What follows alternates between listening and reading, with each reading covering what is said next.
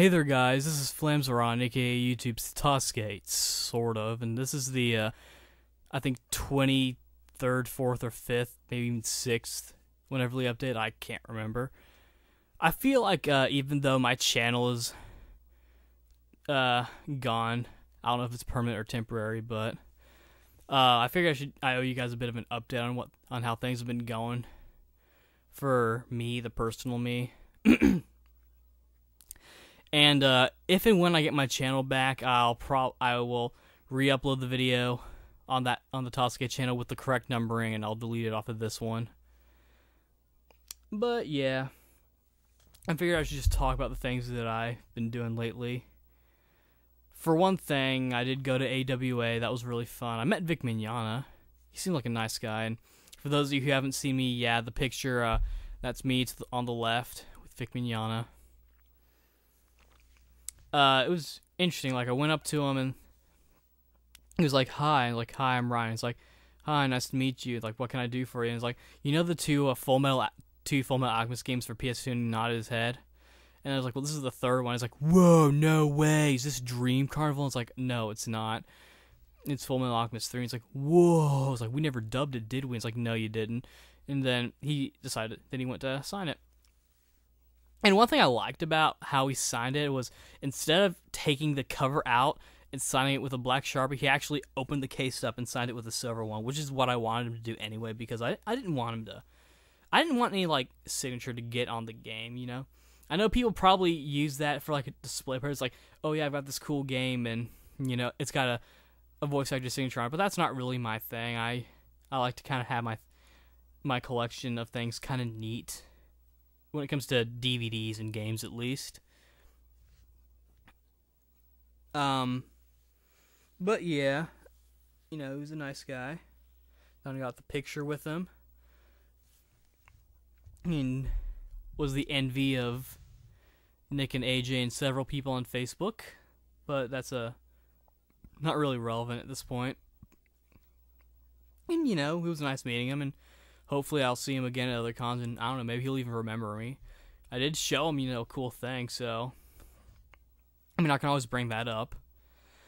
I also purchased something really cool. Tails Fantasia for the Super Famicom.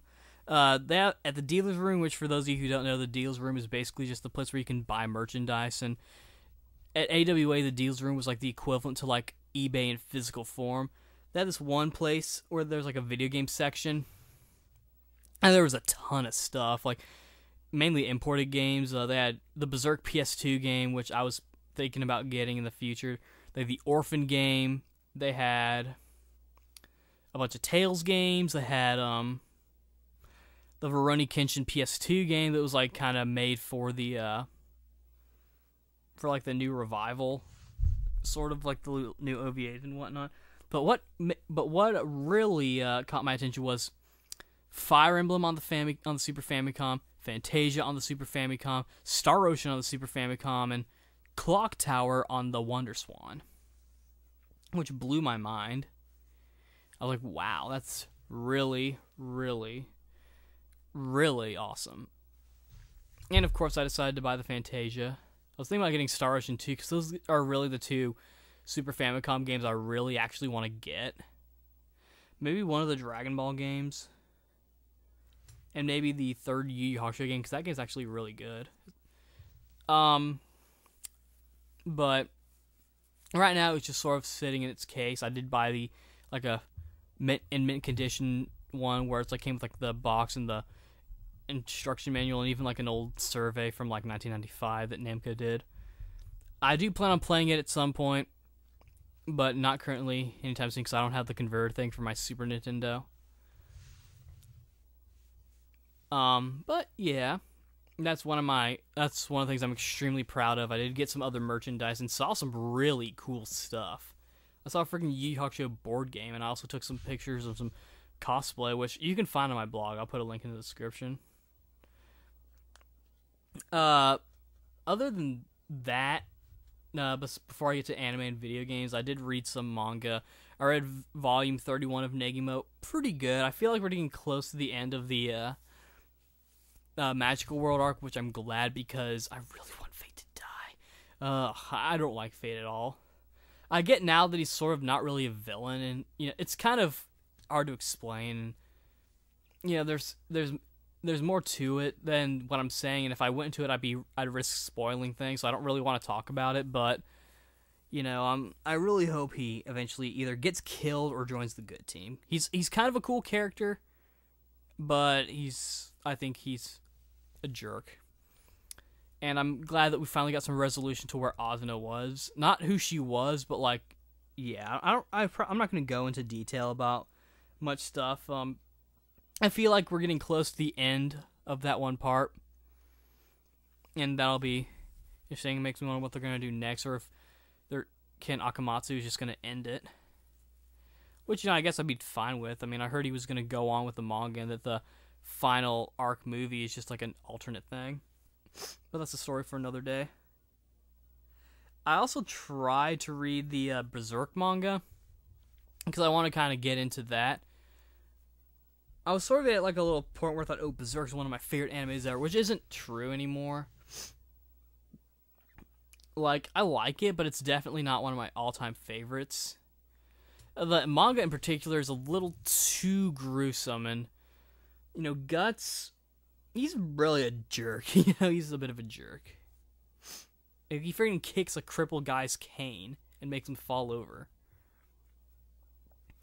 And I've only read one volume, and I've heard that it gets really good at volume 4, but I personally prefer the stuff that takes place after, the whole episode with Griffith and the whole ritual and whatnot.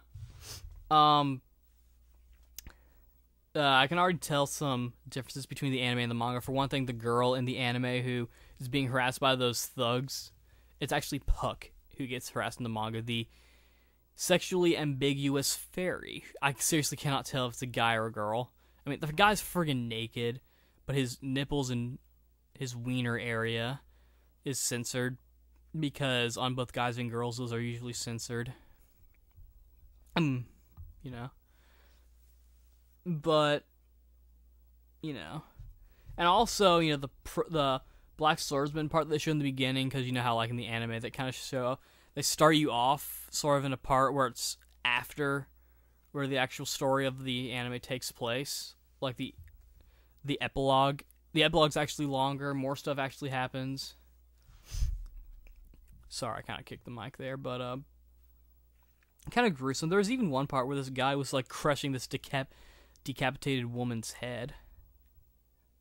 It was a little too much. I don't know if I'll read it. I don't know what I'm going to do with the manga. I might sell them or something. It was really just like a splurge, obsessive compulsive purchase or something.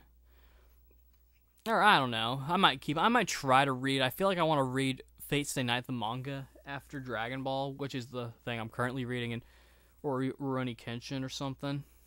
But yeah.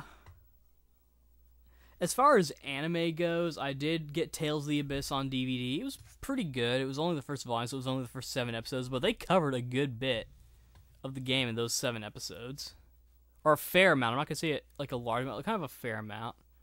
I imagine this is going to be like a 4 or 3 volume DVD thing, and I'm going to wait for like a complete collection to come out before I make any other Abyss-related purchases besides the manga.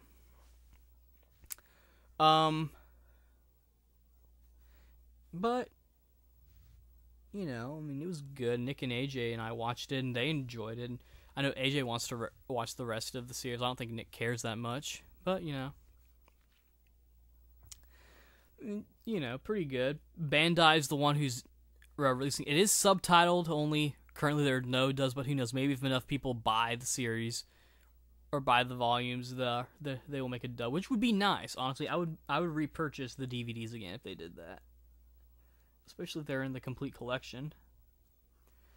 Let's see, what else did I watch? I watched the Dungeon Fighter anime, Arad Senki Slap Up Party. It was pretty good. I had heard about it from a Japanese website back in 2009, and I kind of glossed over it, but then Stan and Ryo, or Dream Sword and Reverend Ryo, 2 friends of mine who also are the co-hosts on my podcast, watched it with me, and it was the first time I'd ever watched an anime online within a group. Like, usually I was either watching them by myself or I would watch it with Nick or AJ or some other group. Like, I'm in anime club now at my college. Yeah, I'm in college now. It was pretty good. I would definitely watch it again, especially if it got some sort of release subtitled or dubbed. But, you know, I could see Funimation or someone picking up. Maybe Media Blasters, because I feel like this anime might be a little bit obscure. But it's still a good show. I'd recommend it, especially if you like Dungeon Fighter. I mentioned Anime Club before, and we've been watching Blue Exorcist. It's pretty good. I actually like it. I was a little skeptical about it because it dealt with religious terms from what I could tell. And I felt this way even while we were watching the first episode. But, because I'm the kind of person where I'm a strong Christian, but I don't really like to get into religious debates or religious-related things besides worship or appreciation kind of things, because I feel like you can't really prove that one religion is better than the other, because I mean, it really depends on, you know, the moral, for lack of a better term, moral responsibility of the person and the faith, because it's faith, it's a belief. You know, you can't really say one is better than the other because it's an opinion, and you can't even argue that it's a fact either. But that's a different story. It was actually pretty good. You know, I'd recommend it for others. One thing I find kind of funny and interesting, or two things rather, both doing with the same thing, but the uniform that the characters wear, the tie. Some of the girl characters, they wear their tie, like, they actually, like, tie it, like, almost like a ribbon-like fashion, which, honestly, I find that extremely odd. And I personally don't think it looks very good. If you're going to wear, like, a ribbon kind of thing, like, get, like, string, or an actual ribbon. Or not really string, like, or I don't know, like silky rope or something. I don't really know what to call it. Also, the tie, the actual tie itself, I actually own.